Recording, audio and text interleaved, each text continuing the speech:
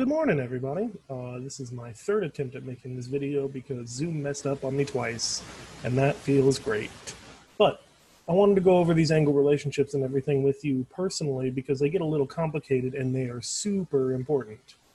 So, excuse me. So the first thing we're going to do, when you are looking at two parallel lines in a transversal, the first thing you should look for is these tiny little arrows that are going to appear on the line. When you see these arrows on two lines, it means that those two lines are parallel. So red and red are parallel. Got it. So when you have two parallel lines in a transversal, 8 angles are created, and they have lots of relationships. Now, I already asked you about these relationships before with the previous video, or for the previous work and everything, but the next work is going to make it a little bit more complicated and a little bit, algebra, because that's how they complicate geometry. But I wanted to go through all of these because I don't think the video spent enough time on them for how important they are, especially vertical angles. Oh my goodness, vertical angles are so important in everything we do, but I'll get to that. So let's look at this. Excuse me. So corresponding angles, right? The way I like to see corresponding angles, well, first off, corresponding angle pairs are equal. That is super important, super important. And we will go through every single one of these saying what they are. And there's a very easy pattern, but corresponding angle pairs are equal.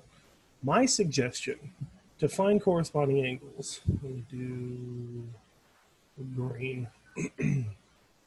So you've got angles 1, 2, 3, and 4 right here. And the numbers will change. They'll have 1 over here and 3 up here and all kinds of stuff. But for now, 1, 2, 3, 4, 5, 6, 7, 8. If I cut out these guys right here, oh, you know what? I bet you I could do it this way. What? All right, so if I selected these 4 angles right here and I picked them up and I put them on top of these angles right here, those are the angles that they correspond with. So 1 is corresponding with 5, 2 goes with 6, 3 with 7, and 4 with 8. So just, there are a couple of ways to do it. I always imagine picking them up and dropping them, and I just look at what falls on what. Some people go to the cross here and they go, well, I go up and to the left is 1, so up and to the left is 5. So those two are corresponding. So what we're going to do here is we're going to label all of our pairs. We know 1 equals 5. There is a symbol for angles, by the way. I'm not going to lie, it is a pain to do on Zoom. But the symbol for angle, it looks like this. I also can't input it in the answer choices, so I've been refraining from doing it because I don't want you to get answers wrong on the quizzes. But that's the symbol for angles. It's like a little, like, L, but it's tilted. We're just not going to worry about that for the time being. So, moving back. Angle 1 is corresponding to 5, which means they are equal. So 1 equals 5. 2 will equal 6. All right? And we're just going to go through, I'm going to put a space there because that drives me nuts. 3 is equal to 7. And then 4 equals 8. And those are all the corresponding angle pairs. So, moving on to alternate interior angles.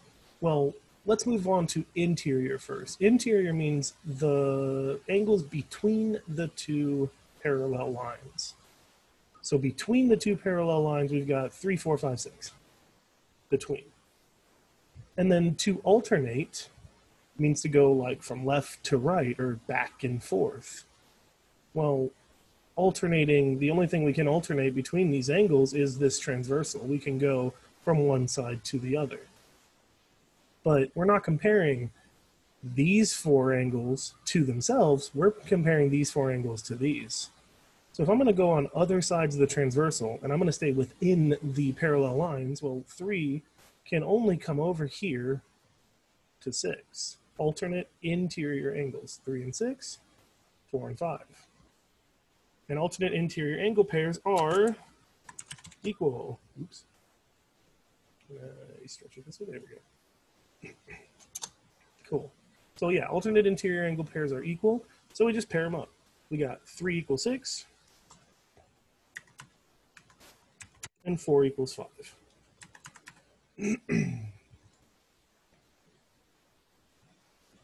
So if interior are these 4 angles and they're in between the lines, then exterior is probably outside the lines, which you are correct in that assumption, and it's 1, 2, 7, 8. So outside the parallel lines are exterior, and we're still alternating. So 1 is going to come all the way down on the other side of the transversal here, all the way down to, 8. Oh, man, excuse me. All right. They're also equal, if you hadn't guessed that. But, so let's go ahead and write these out. We got 1 equals 8, and 2 equals 7. Cool. So now we're going to come into a little bit different territory here. So same side interior angles. Well, if these were alternate interior angles, 3 to 6, 4 to 5, same side is probably going to be the same side of the transversal. So we're sticking to this side. Only thing is these 2 angles are not the same because they're not equal. Same side interior angle pairs are supplementary. How in the world am I going to fit that? Let's, how far do I have to stretch it? There we go. Same side interior angle pairs are supplementary. Supplementary means they add up to 180 degrees for a straight line. This is going to be a very important vocab word. You're going to hear supplementary so much, so very much. But let's write this out. Same side interior angles. We're going to go in between the parallel lines and on the same side of the transversal. But it's not 3 equals 5. It would be angle 3 plus angle 5 would equal 180 degrees.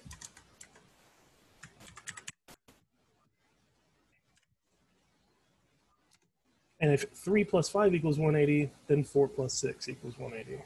So angle 4 plus angle 6 equals 180. There's these little codes you can do on your computer keyboard by holding Alt and hitting numbers that give you special symbols like this, and there is no symbol for angle, so I wish there was, but there's not. But either way, angle 3 plus angle 5 equals 180 degrees, and then angle 4 plus angle 6 equals 180 degrees. Cool. Well, I think you're getting the gist of this. Same side interior angles are supplementary, so same side exterior angles are probably what? Good job. I know you said it correctly in your head, not out loud, because you don't want to look like a dork. But absolutely, they're supplementary. Good job. And if we were doing interior before, now we're doing exterior. We've got 1, 2, 7, 8. If we're staying on the same side, 1 goes with 7. Angle 1 plus angle 7 will equal 180 degrees.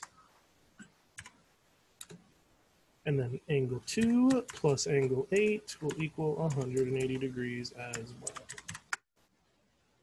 Awesome. And then the very last thing are vertical angle pairs. Now, vertical angles are something that we've already, already seen when we were talking about angles, but they're so important that I like to bring them up as much as possible because they're definitely, they show up constantly in our curriculum. But vertical angle pairs are equal. Vertical angle pairs are equal, and all it is when you crisscross 2 lines, like let's say these 2, whop, whop, crisscross these 2 lines, then the angles opposite each other are vertical angles, which means they're equal to each other. So for instance, looking here, angle 1 is across, what else did I do? Angle 1 is across from 4. So these two are equal, and these two are equal. Anytime two lines crisscross, you have two pairs of vertical angles. So that being said, angle 1 will equal angle 4, and angle 2 will equal angle 3. And then if we go down here to the secondary pair of the other four angles, we just crisscross right through. 5 is across from 8, and 6 is across from 7. So 5 equals 8, and 6 equals 7. So these are how they all play out, and how you kind of spot them and everything. So what kind of work, math, algebra, are they going to throw at you? Well, one, it's going to look like this. A lot of the time, they're going to give you one angle in the whole picture, and you have to find every other measurement. Now, this isn't particularly difficult, though, because of all of these relationships.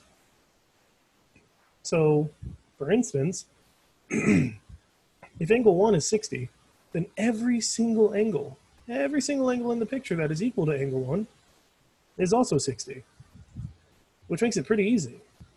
Because if we go through all of these pairs, well, angle 1 equals angle 5. Well, if angle 1 is 60, angle 5 is 60, because they're corresponding. According to this, right? Corresponding. Well, let's just keep going. Come down here, alternate interior. 1 is an interior angle, so well, we'll just keep going. It is exterior, though, and it is equal to 8. Well, 1 is 60, 8 is 60.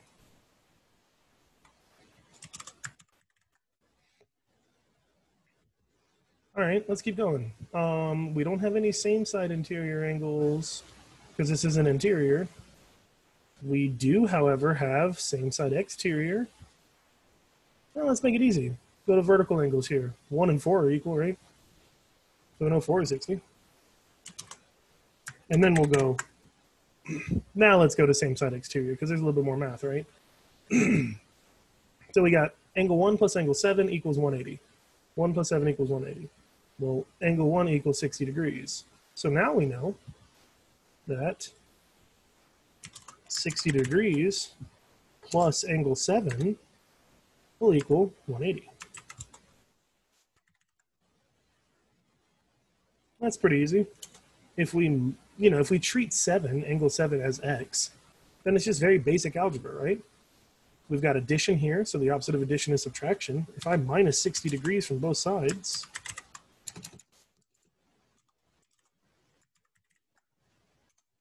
then angle 7 will equal what's left, right? Yeah, I'll move this so it looks prettier. Yeah, good enough. All right, so 120 degrees.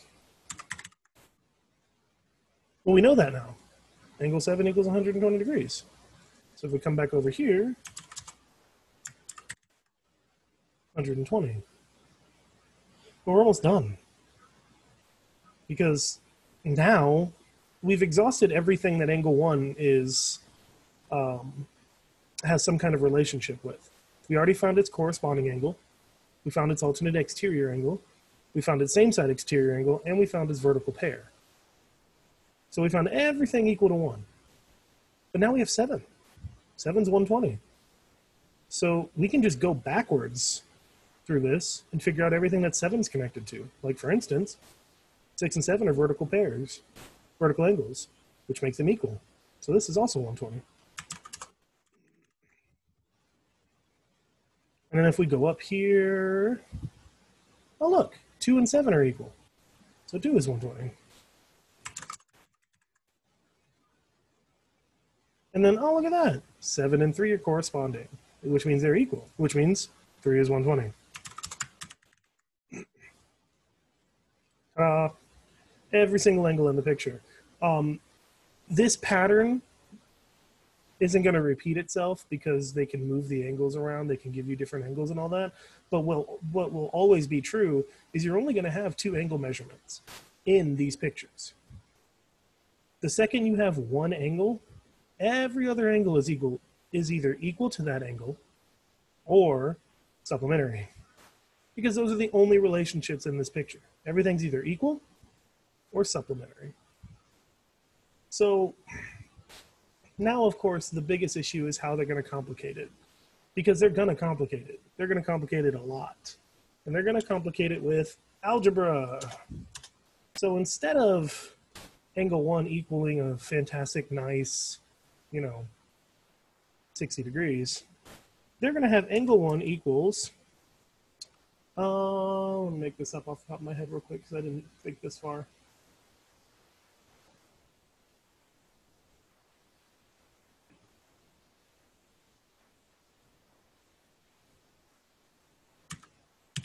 Let's go 2x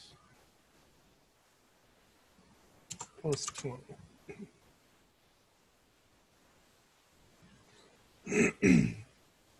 Let me make a really hard one, and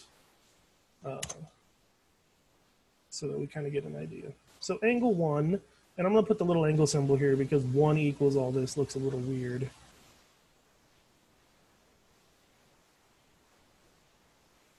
So angle 1 equals 2x plus 20. Oh, and then I should probably do this. There you go. Degrees. The whole thing is degrees. And then let's go ahead and say angle 8 equals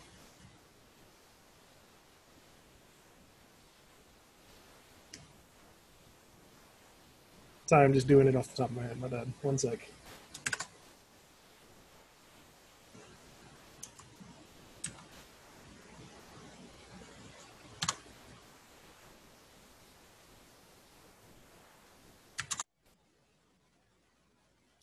There we go. Angle 8 will equal 5x minus 70 degrees. Now, the way these questions are going to work is you're going to get a, what does x equal in the picture, right? Or what is the value of x? That's the kind of questions you're going to get in regards to this. Now, everything we did here matters still because it makes everything easy. So first you need to figure out the relationship between angle 1 and angle 8. Because anytime you're given a variable in geometry, all you have to do to solve it is find something equal to something else. Once you find an equal sign, even if it's equal to 180 or to each other, once you find that equal sign, you can solve it. So 1 and 8, 1 and 8. Where's 1 and 8? Where's 1 and 8? Where are they? There they are. Alternate exterior angle pairs are equal. Angle 1 equals angle 8. Hey, these two are equal. Well, that makes the math pretty easy, right? 2x plus 20 equals 5x minus 70.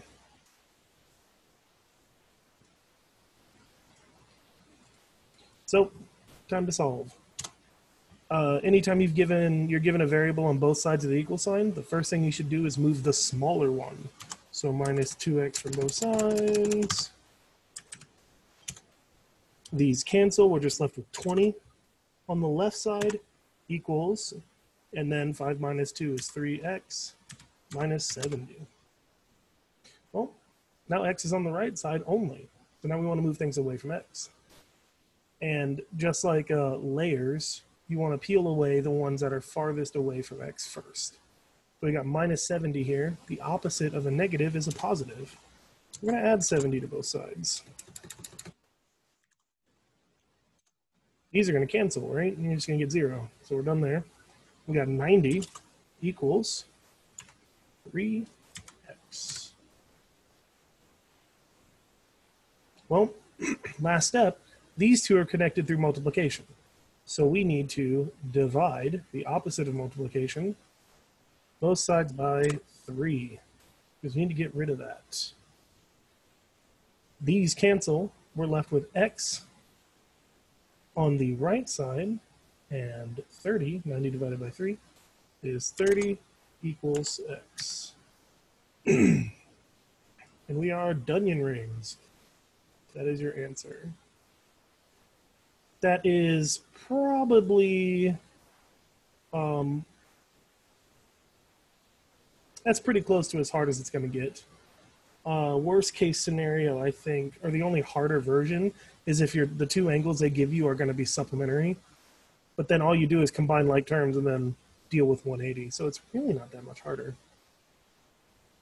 But as always, if you have any questions or anything about that, you go ahead and message me on Canvas and I will take care of it. And yeah, good luck with this. Make sure you kind of pay attention to this. You don't have to write this out every single time you see the problem, but it does help to have like a template, like oh, let me look at this and this is equal and this is equal, this is equal kind of thing.